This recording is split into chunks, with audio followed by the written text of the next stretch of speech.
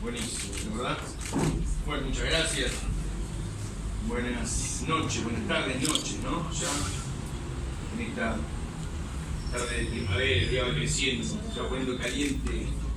el escenario político, pero un poquitito. Si no fuera que está muy caliente ya, ¿no? Y bueno, la verdad que muy contento de que podamos, en un momento político fenomenal, histórico, como el que estamos viviendo, poder hacer política, no solamente hacer homenaje, sino con la excusa de que nos da y nos va a dar siempre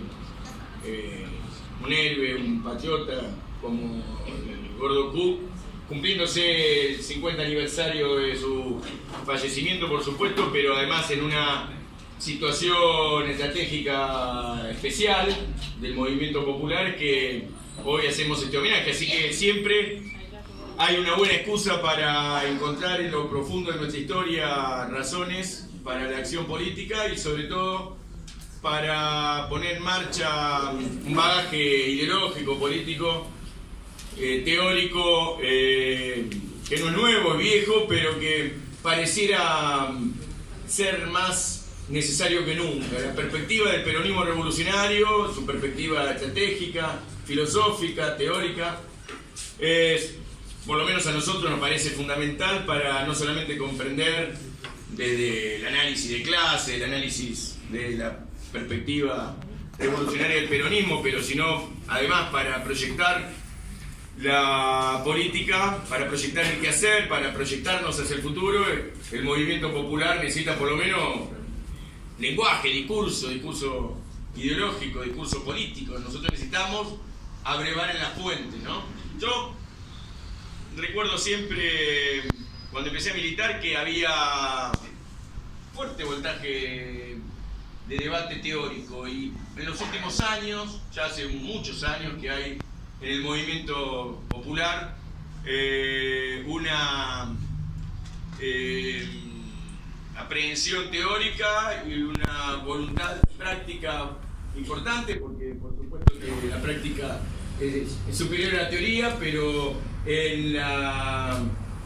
el futuro, en el camino que tenemos que poner en marcha, es muy importante volver a las fuentes y repensarnos. Así que nosotros llegamos, como decía recién, no por enciclopedismo, sino por necesidad política, ¿no? No sé si es que tengo una visión particular, pero entiendo que todos estamos preocupados por lo que está pasando en el país, porque hay una acción del imperio norteamericano, la oligarquía con sus aliados, o fundamentalmente con este chichón del desarrollo capitalista que es el sector financiero, que han generado una política de saqueo enorme en la Argentina, algo inusitado. Nunca vimos, en nuestra historia no se reconocen esta fuerte corrida financiera, bancarias, esta voluntad enorme por el endeudamiento y la generación de una crisis que nos lleva a una primera definición, y es que nosotros no estamos viendo en la situación política actual que haya crisis económico-política porque hubo malos entendidos en la aplicación de recetas económicas, sino que lo que hay es un perfecto plan de saqueo, de destrucción del aparato productivo, de destrucción del salario y de agresión a los trabajadores. Así que la perspectiva de Cook nos ayuda en parte, por supuesto, porque es histórica, pero lo otro es el análisis de la práctica actual, de la realidad, del conocimiento del escenario donde nos envolvemos. Para Cook había, o en el pensamiento de Cook, en el pensamiento revolucionario del peronismo, reconocemos una dicotomía fundamental: el pueblo y el imperialismo, la oligarquía aliada al imperialismo. Esa dicotomía fundamental, pero además Cook era peronista, entonces es fundamental reconocer este lugar. Y el breve Cook, como se mencionó hace un rato, habiendo sido delegado del Perón, pero antes habiendo sido un parlamentario importante, exitoso, un diputado nacional que intervino en la reforma en la nueva constitución, la del 49, que intervino en el código aeronáutico, que era novedoso para la época, porque además era una actividad nueva en la Argentina. Bueno, mucha legislación importante para el peronismo gobernante, aquel peronismo que le dio un lugar central en la Cámara de Diputados. El presidente del bloque de la Cámara, no puede ocurrir algún error histórico, era Cámpora, así que hubo una serie de legisladores pesados, donde el Bebe fue importante en esa política legislativa del peronismo. Pero el Bebe, además, cuando es delegado de Perón, le toca llevar adelante la estrategia de la resistencia peronista, que desde la definición de la táctica hasta las acciones, lo cuentan a él, hasta el 59 en el papel de llevar adelante lo que Perón no podía hacer por estar en el exilio, que era la fenomenal maquinaria de huelgas, de movilizaciones, de acciones insurreccionales que puso el peronismo en marcha. Siempre recuerdo que Gonzalo Chávez decía que en la etapa del plan Conintes el paradigma de la resistencia peronista era poner 1000 caños en una noche, y que dice no llegamos nunca, no se llegó nunca a poner 1000 caños en una noche, pero imaginémonos lo que es la maquinaria de organización popular, sindical, que el Bebe coordinaba, no por WhatsApp, por supuesto, porque para aquellos que no sepan, en ese momento no había WhatsApp, sino que con los mecanismos que se tenía de la organización popular. Pero el problema teórico que había que enfrentar era cómo hacer del peronismo del movimiento nacional, que es una primera definición para Cook o para el peronismo revolucionario que empezaba a gestarse porque se vivía en una etapa de resistencia. Había un movimiento nacional, pero había que construir, y eso fue un desarrollo teórico que lo lleva a profundizar en la etapa de su exilio en Cuba, pero ya desde antes, en la etapa de la resistencia, a construir la organización revolucionaria, que implicaba conceptualización en torno de lo que en la época y actualmente se sigue definiendo o denominando como teoría revolucionaria. No se podía pensar en un peronismo revolucionario o en la acción revolucionaria desde el movimiento nacional sin pararse en el conocimiento y los conceptos de que había arrojado la teoría revolucionaria, que estaba arrojando la teoría revolucionaria porque es contemporánea las acciones, la etapa de Cook, delegado de Perón, de la etapa de lucha anticolonial en África, en Asia, así que la experiencia asiática, no solamente la guerra popular prolongada a China y sus versiones vietnamita, laosiana, camboyana, no solamente la experiencia africana con sus distintas escuelas o la tradición latinoamericana, o mejor dicho el guevarismo y el foco revolucionario, sino las experiencias anteriores, teoría revolucionaria desde el leninismo a la parte que el peronismo o actores del peronismo fueron incorporando. Así que el problema teórico implicaba una teoría revolucionaria, la concepción de que había un movimiento, y en palabras de Cook es un partido revolucionario, que no es el Partido Justicialista, que inclusive elabora bien la distinción entre Partido Justicialista y Partido Revolucionario. El Partido Revolucionario proviene de la concepción leninista, digamos, de la concepción del partido clandestino, que posteriormente para el peronismo es organización revolucionaria. Pero esta distinción del problema teórico de teoría revolucionaria, movimiento, partido y práctica, se necesitaba una práctica revolucionaria, se necesitaba un método, y se hablaba de método revolucionario para poner en marcha las acciones de la resistencia peronista, que no eran ya tan importantes las acciones electorales que por momentos aparecían con el peronismo proscripto, con el peronismo habilitado en el 64 en acciones en elección fraudulenta. Bueno, de vez en cuando aparecían las situaciones electorales, pero el problema del desarrollo de una estrategia